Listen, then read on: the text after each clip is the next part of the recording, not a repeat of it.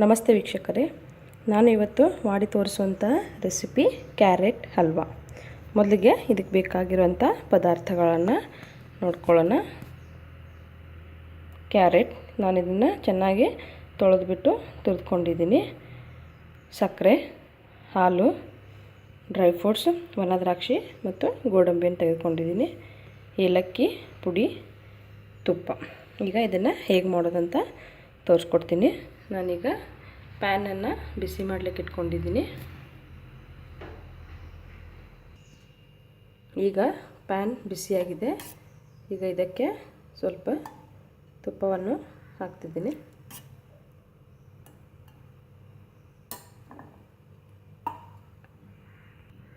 ಈಗ ಇದಕ್ಕೆ ಒಣ ದ್ರಾಕ್ಷಿ ಮತ್ತು ಗೋಡಂಬಿಯನ್ನು ಹಾಕಿ ಹುರಿದುಕೊಳ್ಳಿ.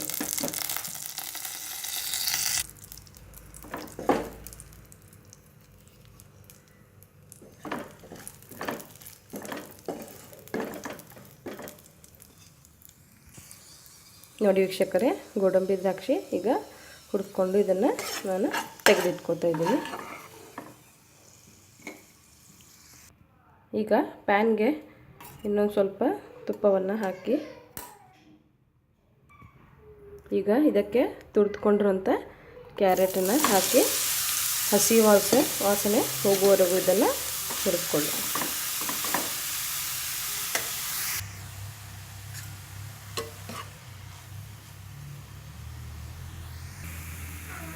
ನೋಡಿ ವೀಕ್ಷಕರೇ, ಈಗ ಹಸಿ ವಾಸನೆ ಹೋಗಿದೆ. ನಾನು ಇದನ್ನು ಒಂದು 5 ನಿಮಿಷಗಳ ಕಾಲ ಚೆನ್ನಾಗಿ ಹುರಿದುಕೊಂಡಿದ್ದೀನಿ. ಈಗ ಇದಕ್ಕೆ ಹಾಲನ್ನು ಹಾಕೋತಾ ಇದ್ದೀನಿ ಹಾಗೂ ಇದಕ್ಕೆ ಸಕ್ಕರೆ ಮತ್ತು ಏಲಕ್ಕಿ ಪುಡಿಯನ್ನು ಹಾಕೋತಾ ಇದ್ದೀನಿ. ಸಕ್ಕರೆಯನ್ನು ರುಚಿಗೆ ತಕ್ಕಷ್ಟು ನೀವಿಲ್ಲಿ ಹಾಕೋಬೋದು. ಈಗ ಇದನ್ನು ಚೆನ್ನಾಗಿ ಕಲಿಸ್ಕೊಳ್ಳಿ. ಸಕ್ಕರೆ ಕರಗುವವರೆಗೂ ಇದನ್ನು ಹೀಗೆ ತಿರುತ್ತಾ ಇರಿ. ನೋಡಿ ವೀಕ್ಷಕರೇ, ಹಾಲು ಮತ್ತು ಸಕ್ಕರೆಯಲ್ಲಿ ಚೆನ್ನಾಗಿ ಇದು ಕುದೀತಾ ಇದೆ. ಹೀಗೆ ಗಟ್ಟಿಯಾಗುವವರೆಗೂ ಇದನ್ನು ತಿರುತ್ತಾ ಇರಿ. ನೋಡಿ ವೀಕ್ಷಕರೇ, ಈಗ ಇದರಲ್ಲಿರುವ ನೀರಿನ ಅಂಶ ಎಲ್ಲ ಈಗ ಹೋಗಿದೆ.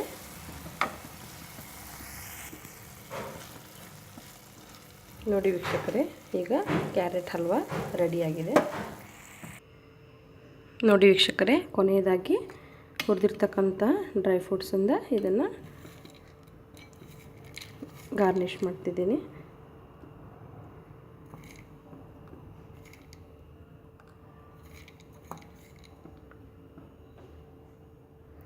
ನೋಡಿದ್ರಲ್ಲ ವೀಕ್ಷಕರೇ, ಕ್ಯಾರೆಟ್ ಹಲ್ವಾ ಹೇಗೆ ಮಾಡೋದಂತ. ಈ ರೆಸಿಪಿ ನಿಮಗೆ ಇಷ್ಟವಾದಲ್ಲಿ ಲೈಕ್ ಮಾಡಿ, ಶೇರ್ ಮಾಡಿ, ಕಮೆಂಟ್ ಮಾಡಿ ಹಾಗೂ ಸಬ್ಸ್ಕ್ರೈಬ್ ಆಗಿ. ಧನ್ಯವಾದಗಳು.